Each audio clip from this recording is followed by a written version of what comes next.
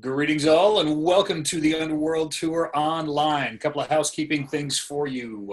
For those who, well, hopefully we've got some return viewers because it's just that cool. But you've got some application widgets at the bottom of the screen. Any questions that you have throughout the show, please use that to submit them. If they are relevant to exactly what we're talking about, we'll try to get them in at the moment. If not, we'll see if we can get them at the end. And if we cannot address them, if you have actually stumped the chump, we will get you connected with people smarter than we to make sure that we're getting your questions answered, and we will get back to you via email.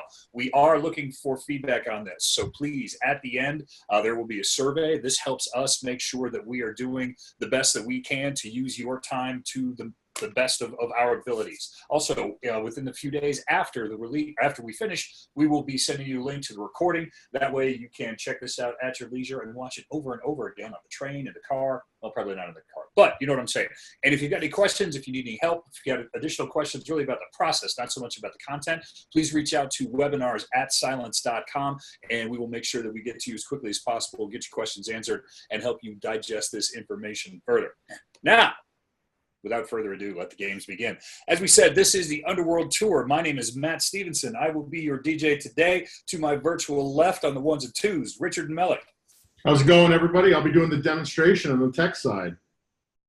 And that's really why you're here. I'm just here to make sure that it kind of moves along quickly and that we have interesting things to talk about. So what we are doing, why we call this the Underworld Tour, is we want to just take a look at what has happened, at the evolution of criminal activity, of how the bad guys have tried to separate you from those things that you want to hold on to. And what better way to kick something off like that than with, inarguably, the godfather of the American criminal underworld, Al Capone. It's a great line. We're pretty sure that Capone said this. We know that Robert De Niro said it in The Untouchables. Playing Al Capone, you can get much farther with a kind word and a gun than you can with a kind word alone. And just hold on to that thought. Because what we want you to do is rethink throughout all of this. We want you to rethink your approach on different things and perhaps even rethink the notion of what a gun means today. Contemporary of Capone's, actually John Dillinger's partner in bank robbery was Willie Sutton. Now this one, we're not so sure that he said this, but it'd be a lot cooler if he did. He did name his biography this. But supposedly in a jailhouse interview, a reporter asked Willie, said, "Why do you rob banks?" And Willie's response was, "Well, I rob banks because that's where the money is." And so that's what we're saying, where you rethink what we're talking about. When we say the money, that's your stuff. Whether it's intellectual property, it could be actual money. You know, if you're a financial institution, if you're dealing in cryptocurrencies, anything like that. But it's anything that's on your network. And your network is the bank. And so these are now the bad guys that are coming in looking to take your stuff from you and either sell it back to you or keep it or sell it on the market, whatever it is they want to do. But personally, when we go back to the Capone quote about a kind word and a gun, I would much rather take a technical crew today. Give me a couple of good hackers, a fast internet connection, and a Tor browser. You keep your gun. I'm going to break into your building. I'm going to take your stuff, and I'm going to leave you in your building by yourself, and I'm going to take the stuff, your car, and your girl, and I'm going to be gone. Odds are I will not have even been in the same city, forget about it, maybe even the same continent as you, but I can make off with this stuff. And that is what the new school of criminal is doing. And it's because we, as a society, as an industry, have not rethought our approach. Great example of this, one that some are familiar with, some may not be, but this is a true story. If anyone has ever read up on Project Gunman, this was a Soviet spy campaign that ran from 1976 to 1978. That's through 3 different presidential administrations, both sides of the aisle. So we can't blame one side or the other. And what the Soviets did was hack these IBM analog selector typewriters. That image is an actual one that was used. You can see this in the Spy Museum in DC. And to the right, these are the devices that they placed inside these typewriters for over a decade. And basically what those are is keystroke loggers. And so people would sit down at their machines and they would type away, and those things would freak the electromagnetic pulse of the bale striking the paper, and then beam that via radio waves across the street to a waiting Soviet agent who would transcribe every keystroke you were making on that typewriter, they were retyping on theirs. And after 12 years, when the US government finally discovered these things and cleaned them out, reverse engineered the devices, discovered that they were accurate to about 90%. And the bulk of what they were missing were things like punctuation and capitalization. The other thing they discovered is that these devices because they saw multiple generations of them, got smaller and better. They had that much access because the offices where these typewriters were installed, they felt their security was getting the job done. So they did not continue to evolve, continue to rethink their approach in protecting the data. So the Soviets were able to get in there and make them smaller and better and faster. Now, it would be great if it was just the bad guys who were doing this. And also, let's think about the word bad guy. That's kind of a fungible term. It really depends on what side of history you're on, or even what side of the radio wave that you're on. But Richard, is it just the bad guys? No, absolutely not. 2 years ago, was it 2 years ago? Yeah, it was about 2 years ago. We saw some tools walk out the front door of the NSA. Now, these tools were 86 of them. Let's just call them what they are, cyber warfare tools. They were designed specifically to target the enemies defined by the NSA, whoever they deemed necessary to break into their computers. Now, some of these tools made it onto the free market. And I say free market because they were released for free by a group called the Shadow Brokers, who ended up in ownership of all these. They wanted to test out the market. They wanted to see what would happen if they released these two little exploits out. Would people like them? Would people want them? Would people use them? And then from there, they decided to monetize it. They set up a subscription program. I think it was $20,000 per month that you could pay for to get access to the flavor of the month of these exploits. Now, the first two that they released for free, Eternal Blue and Double Pulsar.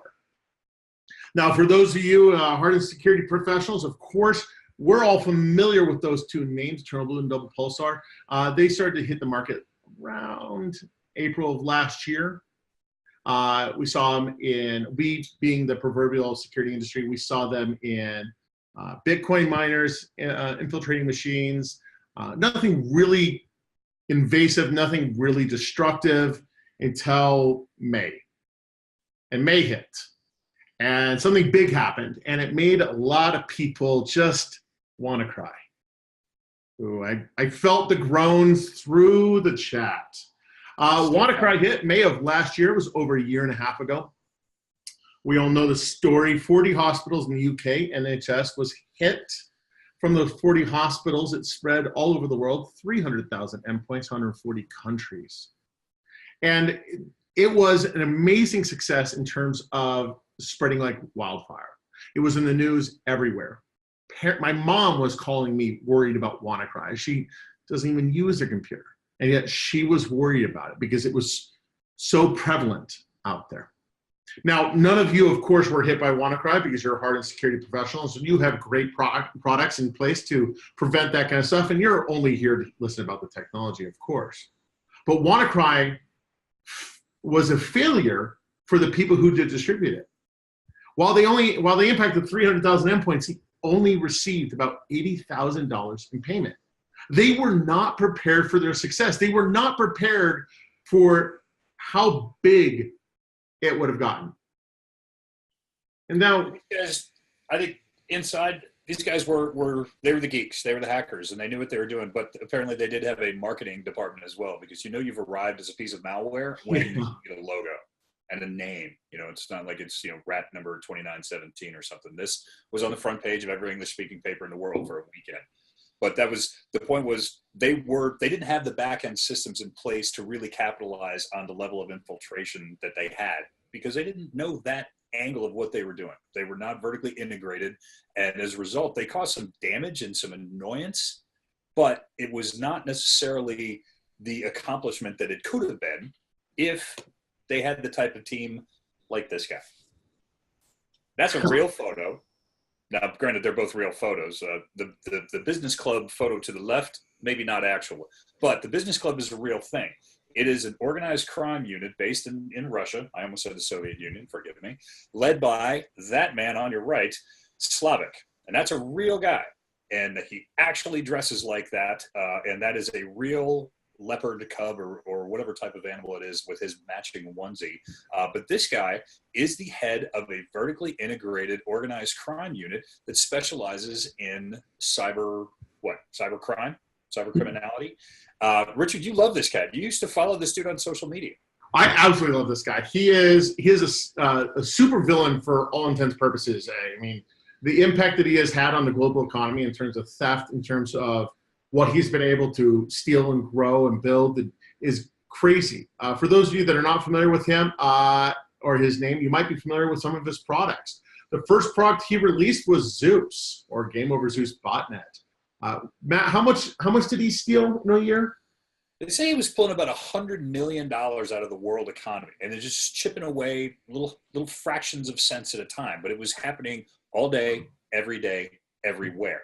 And it's because they were organized. They knew what they were doing. This is when we say vertically integrated, this was run like a traditional company in that Slavic sat at the top. He was the CEO and the founder. He had an executive staff that included VPs of development, finance, marketing, product management. They were literally working the same way that a software company would to develop and evolve their products. And it went all the way down to just hourly wage money runners. And when we say hourly wage, this group stretched across 11 time zones in Russia.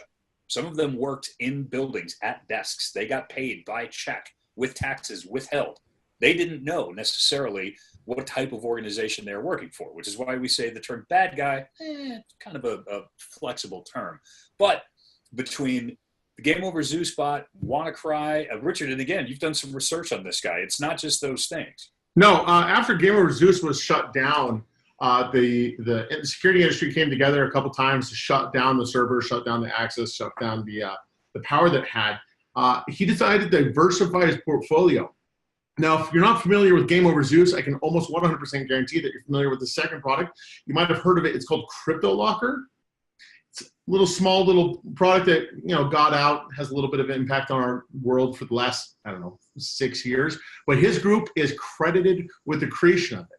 So not only did he build a $100 million organization around a botnet, he diversified his product portfolio.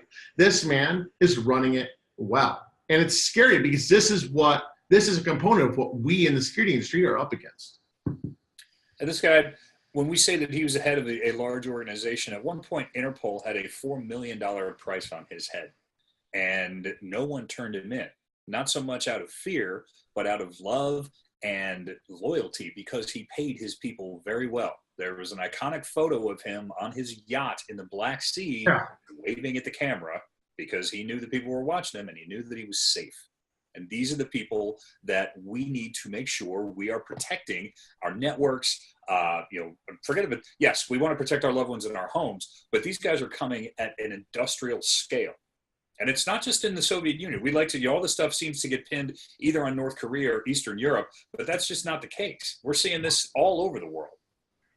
Yeah, and while most of us are focused on the Western world, if we look down at the Latin markets, this is a great visual timeline of just how much malware is impacting them at a large scale. 2006 was the first big attack with the Gozi Trojan.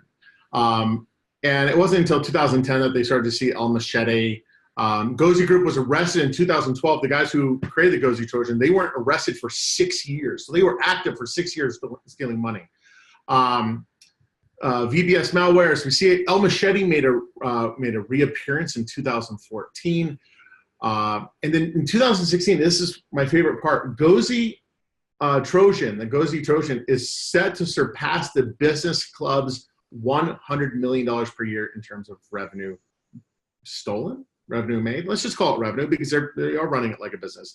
Then, of course, in 2017 was the year of the named malware. We had everything from WannaCry to Matrix Banker, TrickBot, Maximus. 2018, just recently, we were seeing FailChill, which was a massive campaign in Brazil, ATM jackpotting, and my favorite one, Kill Disk Trojan, which is a Trojan that was designed specifically to kill your PC. It was being malicious just to be malicious. And that's just one market. And we're looking at it in a market space because the attackers are going after where the money is. And they continue to evolve. And that's, if you're going to hear that word a lot from me, and if you want to make a drinking game out of it, that's cool. It's afternoon, I think, in all 4 time zones in the States. But this is what we're talking about. In the beginning, in the early 70s, the first piece of malware was a mistake. It was a self-replicating virus that was on a single machine, and it was called Creeper. And it was fine. It just stayed in that one machine. And then a couple years later, someone thought it would be a good idea to set it loose on a network. And thus, the first person to weaponize what could have been a mistake, a learning tool and a teaching tool, now became a weapon, something that would change the course of human history. Now, granted, it took another 15 years, it was 1989, before someone figured out what to do with it to make some money. And that's when a particularly interesting guy came up with the PC AIDS virus. And he called it that because he targeted researchers, doctors, labs, anybody that was involved in HIV and AIDS research worldwide. Now, when he was caught, he claimed that he was using this money and funneling it back into AIDS research. But if that's the case, why attack the AIDS researchers? But that's another webinar for another time. But point being, 1989, the first known monetization of a piece of malware. That's when malware becomes ransomware. And what he would do is mail floppy disks all over the world. There was 50,000 people on one particular World Health Organization mailing list. You would put it in your machine because, hey, somebody sent me a floppy disk. This must be great, right? And it would immediately crypto your disk, where you would receive instructions to mail a check to, and this is true, the PC Cyborg Foundation in Panama City, Panama, and then they would mail you back a piece of paper with your decryption code. Now, for millennials and younger in the audience, ask around. Snail mail actually did used to work. This was an effective way of communicating. But this is how it was done in the early days of cybercrime. Today, man, it's so easy. It would be harder to go down to the store, to Fry's or Best Buy, and buy a piece of software than it would be just to jump online, get out on the dark web, and find something somewhere where you could do something mean. Because that's what it looks like now. It really is. And, you know, this is kind of come the fun portion of this is, I'm not saying that Matt's little presentation isn't fun, but this is where we're going to show you how. Now, for legal purposes, let's go over a couple things. This is a live demo environment. We're going to go through a lot of different steps here. Everything we are about to show you is 100% free. Matt and I learned it and found most of these instructions off of Reddit. And the rest of them we found on some other publicly available forums. We're not going to tell you where, but a simple Google foo can help you find this stuff. The tools we're going to be using are 100% free, and the URLs that we're going to, everyone can access. As a matter of fact, and they're real. None of this stuff, keep this in mind, none of this is an animation. None of this is built by anybody's marketing department to show you what something like this would look like. What you are witnessing is happening live right in front of you. Correct. And so the hardest part about this is, of course, downloading the Tor browser. So let's actually go over one more thing. This is real malware. We have to pray to the live demo gods that this all works, and that nothing too bad will appear on screen. I make no promises to those of you that just got their ears perked up by too bad. We've had, well, giant Russian porn sites appear on screens behind us before. So it is real malware. You never know what's going to happen. So let's go through with it. So as I said, the hardest part about this is downloading the Tor browser. I got it loaded up already just because it takes a little bit longer to load up to a private node. We're going to go over a couple of sites. We talked about the commoditization of ransomware. There's two websites that I absolutely love. Now, Ranyan is the first one. I'm not going to give you the URL, but if you screenshot this, I can't stop you. Now, Ranyan is a pay-to-play program. It's a website that you can go to and sign up for one of their packages and create as much ransomware as you want within the package limitations. Now, their 12-month package starts at $900 US. You pay that with Bitcoin. We can see here that it was last updated April of this year. It's version 1.09 that's out right there. But remember, ladies and gentlemen, this is for educational purposes only. Of course, you would never be malicious and use this ransomware to send out to ex-boyfriends, ex-wives, ex-girlfriends, former coworkers, whoever it is. You would never do that. Of course, you'd only use this for testing and education purposes, because you're going to spend $900 per year with no return on investment. But if you think about it, if you got 3 people to pay $300, you've made your money back off 3 pieces of ransomware. And you get the full package, you get everything you need, and in some cases, customer support. I love how GeoCities like this website is. You can tell that they put a lot of money and investment into this. But here it is, breakdown of your little packages. $1,900 per year gives you the elite package. That's everything that you could use. You get unkillable processes, you get support with all the programs except package 3, whatever it might be. But there's something to remember. You're relying on putting your money down. You had to put your money down and trust it. And the reason why that's kind of scary is because if we try to open up Raspberry right here, which was another for educational purposes website, we see that it's not loaded. And it's not loaded because the website's gone. So all those people that bought into those package programs, all those people that bought in for educational purposes only, had their money stolen. Now, who do you report that to? That's always been the question. When you're doing this, even if you're doing it for educational purposes, you're paying with Bitcoin, so you can't file a credit card fraud note on that. You can't report it to the police because they're going to investigate you instead. So say you're cheap. Say you don't want to put that money down. Say you don't want to rely on someone else to do that.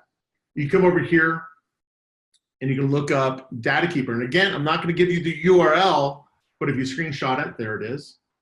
Now, within Data Keeper is a very similar concept. You get access to the command and control server. You can come in here and log in. Now, there's a login to get to the login page. I'm not going to tell you that it is guest as the admin name and entry exclamation point as the password. Of course, I would never tell you that. But if you were to type in Data Keeper and look up page 2 on Google, you'd find the Twitter link with that information. Again, this is all public. That's what's scary about this. This is all public. This is how easy it is to make your own ransomware. Now, Data Keeper is 100% free to use. You can log in here, create your own account. Anybody can. You go in here to the member area. You can set your parameters, all the reward types. You can make it so that it automatically deposits into your Bitcoin wallet or deposits into the Data Keeper Bitcoin wallet for you to get a little bit later on. Reason I like to highlight that is because if you have attended this show in the past, we used Satan. Satan Ransomware as a Service was free as well. It existed from January of last year to December of last year. But when Bitcoin peaked at $19,500 US, Satan's website, which was acting as the Bitcoin wallet for all of those ransoms paid, disappeared. And how great is it you get to say Satan's website? Satan's website. You know what? That's the best part of this demo, Satan's website. So whoever had their money still sitting in Satan's website had it all stolen. And again, that goes back to it.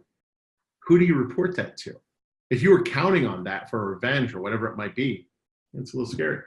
So very simple walkthrough here. We go over here to Get Program. You click this. Now within here, it's really interesting. You can go to the extensions. You can pick and choose the extensions your ransomware is going to target.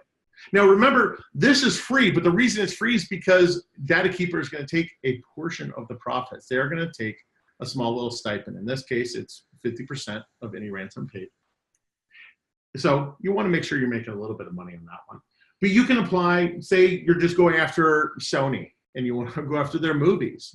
Well, you target all the movie files, anything, JPEGs, RAWs, MP4s, whatever it might be. You want to go after a law firm and you don't want to impact anything except for specific documents. You've got PDFs, DocAccess, Docs, all those. Or you can just go with the general and come down here. You can see the ones that we've created in the past. Now, this one does take a little bit longer. And we'll come back to it if we have time at the end. We'll go and press compile right now. It's going to build it out. The reason it takes longer is because it's going to do the building of the ransomware and the packing of the ransomware into inside of an encryption packer that is absolutely fantastic. They say it's fantastic, it'd be straight out of the box. It's very aggressive and can do what we're about to show you the hard way. So while that compilation task is being created, let's play with WannaCry. And there's a reason we're going to play with WannaCry. WannaCry, as we said, is the biggest news last year. And it's still impacting. We're still seeing it hit industries and companies all over. So what I'm going to do is I'm going to open up my malware samples folder. I'm going to come down here to my WannaCry folder, and I'm going to drag and drop.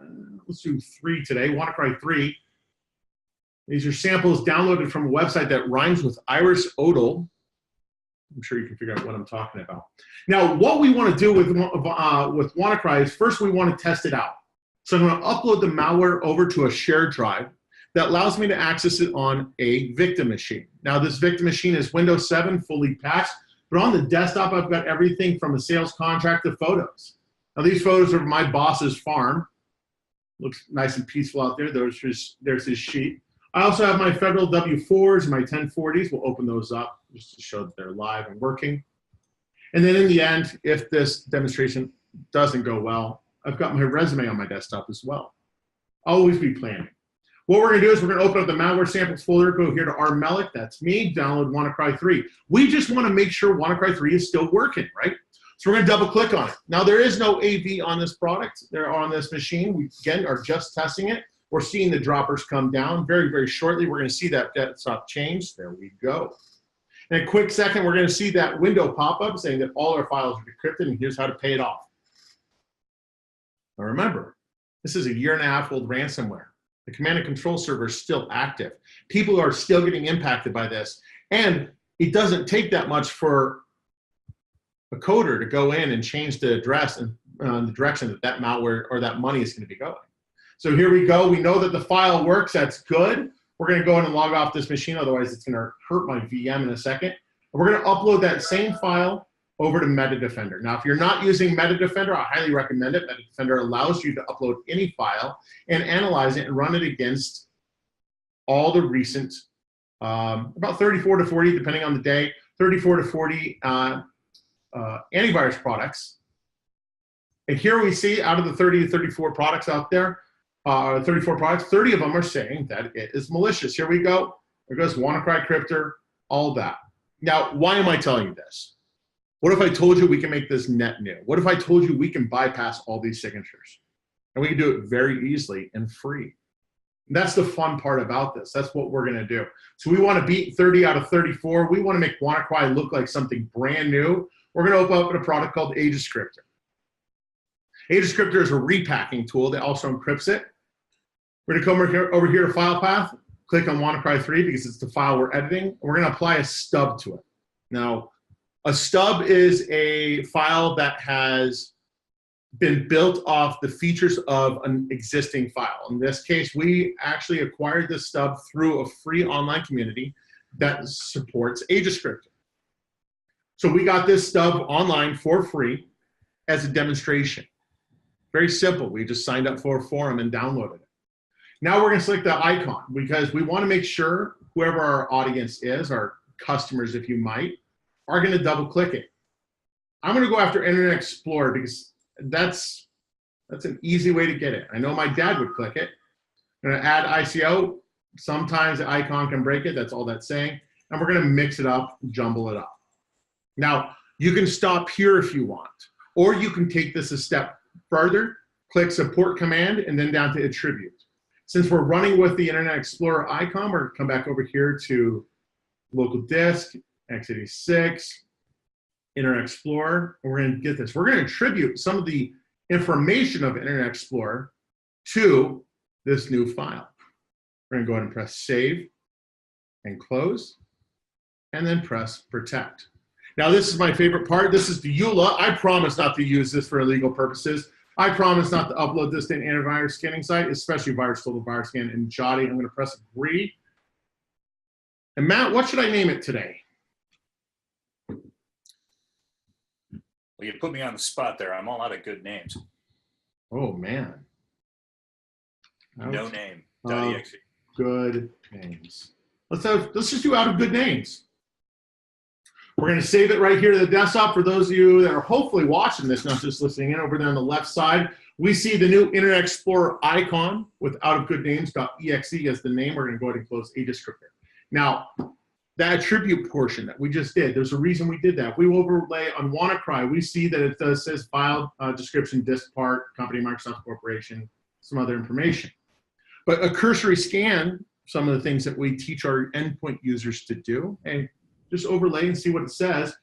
We come over here, out of good names, file description, it says it's Internet Explorer. It says it was made by Microsoft Corporation. If I was to just do a quick scan of that, hey, you know what? That looks pretty good to me. I'm going to double click on that. And we're not going to do that here, of course. We're going to upload to our share drive. So we're going to run that test again. And now We're going to upload it to Metadefender. We want to beat 30 out of 34. That's what we're going to do. We want to make it net new to somebody. So there's WannaCry 3. Where is it? Out of goodnames.exe. Upload this file, give it a quick scan, and see what it comes back at. Now, if you don't want to use Metadefender, Metadefender, of course, takes those files and submits them out to the participating AV vendor so that they can run signatures against it and make up, whatever they need to protect their customers. This is just another feed into their machine. If you don't want to do that, if you don't want to participate in that, you can go over here to anti-scan. You can do the same thing. We're going to upload it. You get 3 scans per day with anti-scan, but it does not distribute it out. You also have no distribute when it's up. Now, you can access most of these websites from Chrome as well as Tor. So while that is scanning on both sites, let's go over here to the victim machine. We see that the victim machine, exact same files on the desktop. That means I have the exact same bad jokes. Come over here to malware samples, rmelic. Here's outofgoodnames.exe. Drag and drop and double click. Because as any good product producer, we want to make sure our product works. We need a quality control that. We want to make sure that those droppers are coming down and that background changes. Hopefully it does. There it goes. Because sometimes, just sometimes, that packer will break the file. And then you just got to go back and do it again. But this is a step. These are steps that we found online. These are steps that were given to us for free by community members. If you think about that, that's how easy it is to be malicious. So there we go. The file has been encrypted. We've got the time. Here's how we paid that $300 worth of Bitcoin over to that address. We're going to go ahead and log off so we know it works. Let's come back over here to the machine. Now, anti-scan has come back with results. It's detected by 8 out of the 30 products. Some people are, it looks like, let's see, we got generic, generic. The people that are catching it, the products that are catching it, are calling it generic. Now, there's some big names that are not. Like, what about over here in OpsWatt? They are still going. We're going to give that a little bit of time and see what it comes back at. Real quick, let's go ahead and check on our data keeper. Now, remember, ladies and gents, everything I'm showing you is 100% free. You can access it. Hey, look, our malware's ready. Let's just go ahead and download that, because what's more fun than playing with multiple pieces of malware? We're I gonna love go there's ahead a CAPTCHA on there because the bad guys don't want anybody coming in there with a bot and ripping them off. Yeah, God forbid this is automated. My favorite part is this, by WinRAR. Has anybody ever bought WinRAR? We're gonna drag and drop datakeeper.exe straight to the desktop. Just for a cursory scan, since anti-scan is done, we got 2 more scans going on. We're gonna come back here, upload datakeeper.exe, see what it comes back at. So,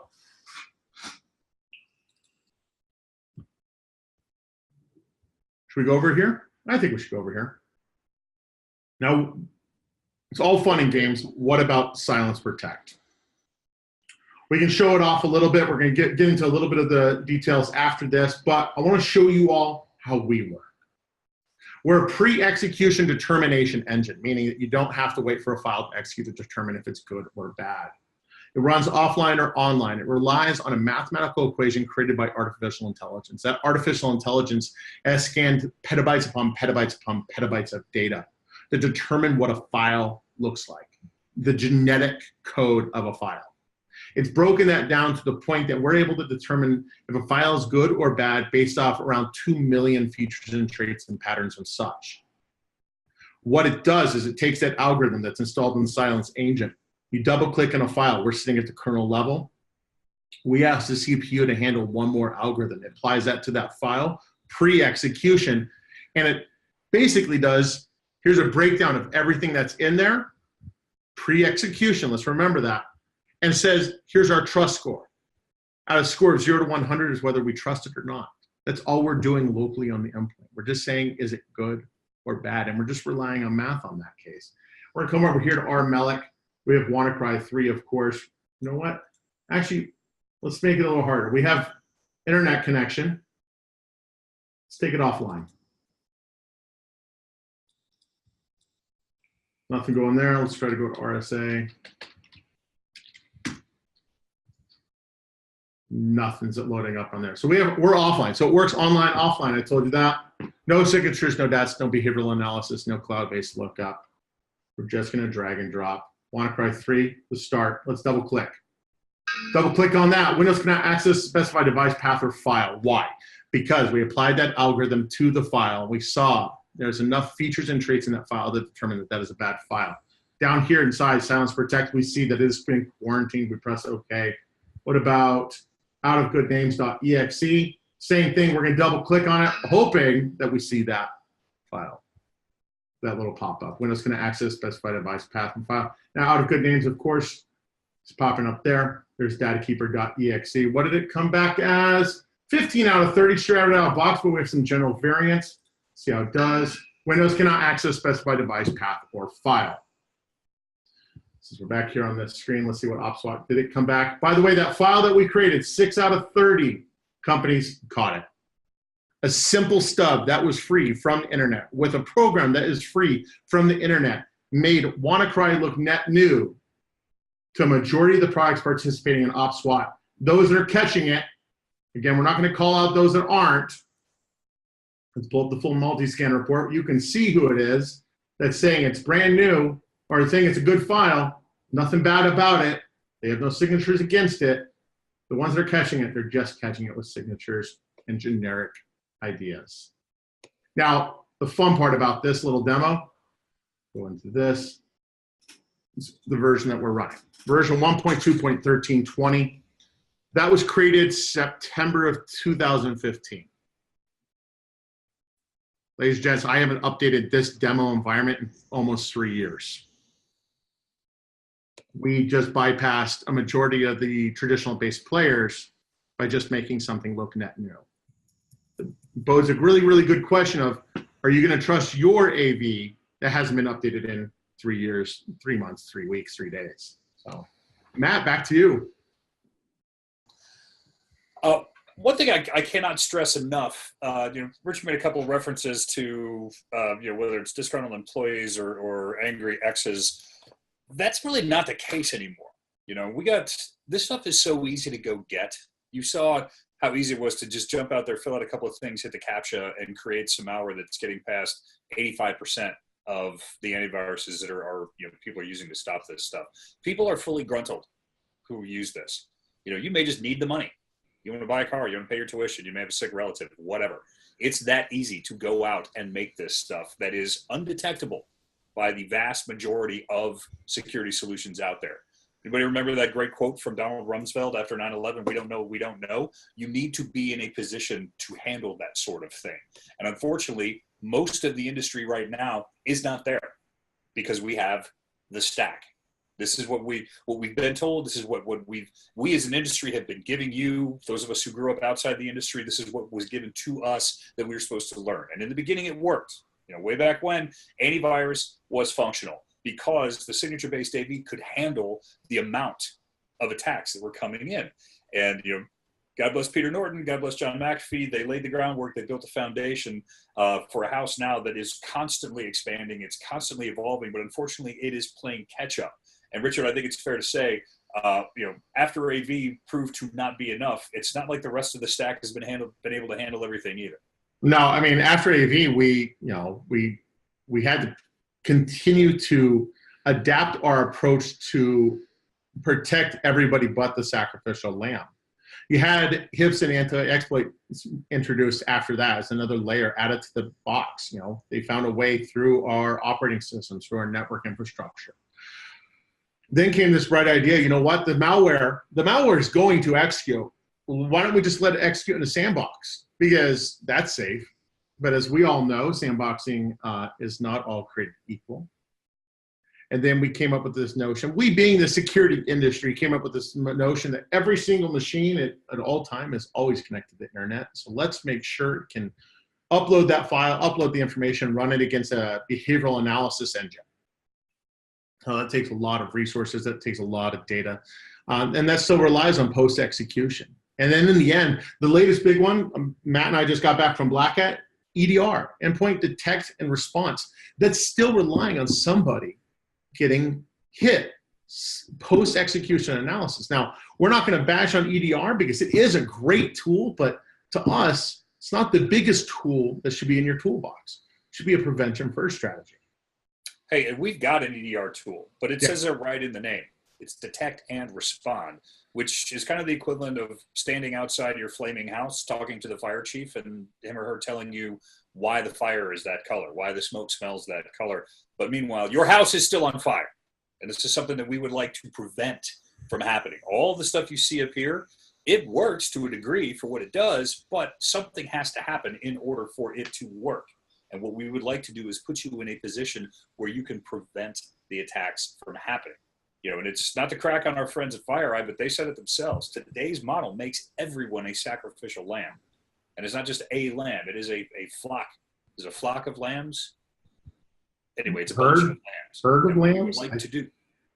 I don't know. I think of thirds hunt or herds thunder. I don't know if do lambs thunder. But this is what we want to get away from. We want to get away from someone having to take a hit so that someone else may succeed and thrive.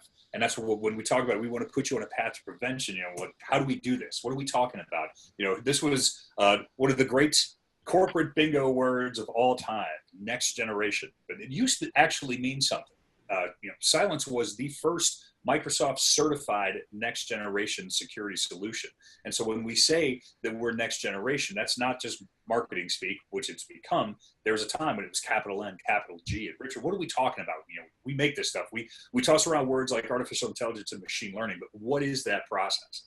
It's just the analyzation of a lot of data. Now, AI has existed for the past 10 or so years. Every single company in the endpoint space has been using it.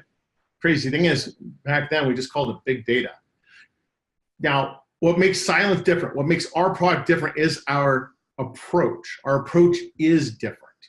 Instead of relying on that sacrificial lamb, we took all the data we could find, good files and bad files. I told you before, petabytes upon petabytes.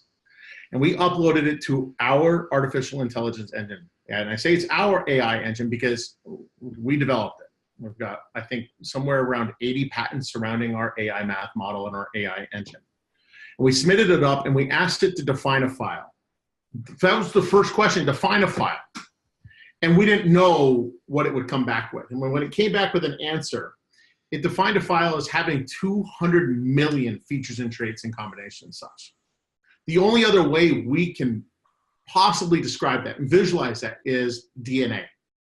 We've mapped the DNA of a file. Now, yes, files don't have DNA, but that's just the best way for us to describe it. Now, it's good that we know what a file looks like, but what does the cancer of a file looks like? What does a bad file look like? Well, when we take that, we asked it to break it down. Hey, what makes it a bad file? It gave us about 2 million features and traits and combinations, such basically patterns. Now, that's built into a mathematical algorithm that is about 42 megabytes in size. And that mathematical algorithm is wrapped up in a pretty little package and deployed out to the endpoints. That's the endpoint product. That's what's sitting on the endpoint. That's what we just demonstrated a couple of minutes ago. That mathematical algorithm is what is able to be applied to a file to know if it is good or bad. So we want to stress some things because we've been talking about Cylance for a while. The product's been on the market for a few years, and people will come in with questions. We've had guys come to multiple different types of events. They'll come back and they say, all right, I think I figured out where your signatures are. And you just pound your head repeatedly on the table because there are no signatures. This is not our version of any of these things. There are no human beings involved in classifying what is good, what is malicious. There is no need for constant updates because the algorithm is there. It is doing the work on that machine. We're not going to see, version 5 now featuring it smells like peanut butter. These are tiny tweaks where we are moving closer and closer to a 100% efficacy rate. But let me share this one with your friends. We're not going to hit 100%, and neither is anybody else. And if they tell you they are, they lie. But just some of the other things that other people we're doing, we are not looking at the behavior. We are not creating micro VMs to execute these files and then judge what happens, even if it happens in a fraction of a second. Not doing that. Not doing any of this stuff that is all post-execution. What we are doing, we are relying on our artificial intelligence, the machine learning, which created the algorithm that allows us to look at these files in a fraction of a second at the DNA level to make the decision if they are predisposed to malicious behavior. That's what makes us a true advanced threat prevention solution, is because we are looking at what these files are going to do based on what the files are made of, not based on what they've done before. And because all this is in place, that's why you don't need the minimal, you don't need lots of updates. They do happen minimally, a couple times a year. Anybody feel good if you're using one of the legacy products or some traditional AV about leaving it alone for 6-8 months? I'm not seeing a lot of hands going up. I am. But also, this is very effective in air gap situations. Richard demonstrated you do not need to be online. The algorithm is living on your machines, on the endpoints. It's doing the work there. There's no need to call out and check and see if this is something that is good or malicious, because we've made that decision based on the coding. And that is what allows us to predict what a file is going to do and prevent a file from doing something that is negative. And some of the things that we have been able to prevent, some of the attacks that we've seen in recent years that were the big sexies. Disney attacked from multiple vectors. Guys actually got a hold of the Pirates of the Caribbean 5. I can't remember what it was called, but they threatened Disney. They wanted money, or they were going to release it on BitTorrent. Disney said no. It got out. Fully finished 4K music graphics, the whole nine. Last year's Orange is the New Black. They went after they didn't go directly after Netflix. What they did was go after the production house that was doing the final touches. 11 of the 13 episodes were done. The first and 13th were not. Netflix said no. Production house said no. They hit the internet. No telling what was done as far as damage to revenue and reputation. HBO got hit in a couple of traditional ways with shows like Ballers and Room 104 getting released early. The Game of Thrones attack, a little different. They actually got in because security is so tight on Game of Thrones. They got a hold of scripts and personal information about the cast. So if anybody wanted to call, Khal Drogo or Jaime Lannister, you got their phone numbers, you got their personal email information, you got their, you could dig into their email accounts and see what it was they were talking about. So this is the thing. These guys will take whatever is of value. It's not just about stealing money or personal information anymore. It's anything they can take from you to sell back to you. And that's what we say. We want to put you on a pathway to prevention. It's not with a single product. The product is there for sure. But we also have a brilliant consulting and services team. These are the ones that will come in. When you've got the product in place, we can also do different things. If you have been compromised, this is the team that will do the assessment, let you know exactly what's been done and what needs to be done next. We can contain the incident to make sure that it is not filtering out, that all of the ripples in the pond. Once that rock hits, we can help stop that and remediate that and put Humpty Dumpty back together again. We mentioned our EDR product, which is Cylance Optics. That is something I highly recommend that you check out. You can get more information about that on the website, which is www.cylance.com. And then all of this packages up into quarterly compromise assessments. Work with our Threat Zero team. We can make sure looking at not just your Cylance solutions that are in place, but the rest of your network and your environment. We'll take a look at your additional products, that they are working cohesively as a unit. Even take a look at your personnel. We'll take a look at the culture, make suggestions about whether it's education and training, just changes that need to be implemented in the organization to make sure that you are protecting your data and your employees. Because let's be honest, everybody does a little bit of work outside of the house, outside of the office. They also do a little bit of home stuff inside the office. And that's our newest baby that we just brought on the scene, which is Cylance Smart Antivirus. That's the home edition. And these are the ones that when your people are working away, they're safe because they are doing things, whether it's on personal devices, if they're logging into hotel networks, if they're taking files off of a work machine and they put it on a home machine and then they bring it back in on a thumb drive, all that type of thing. You want to make sure that you are preventing additional attacks or any type of open gateway into your network. This is what we mean when we want to put you in a position to prevent these fires from happening, not tell you everything you need to know about the fire that is happening. Because otherwise, you'll get famous. I don't think these are the reasons that you want to.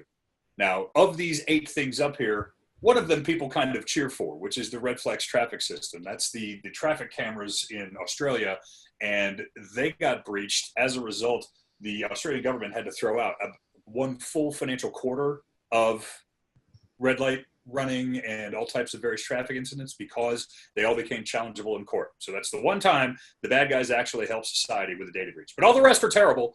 So we just want to make sure that we can prevent all of these types of things from happening.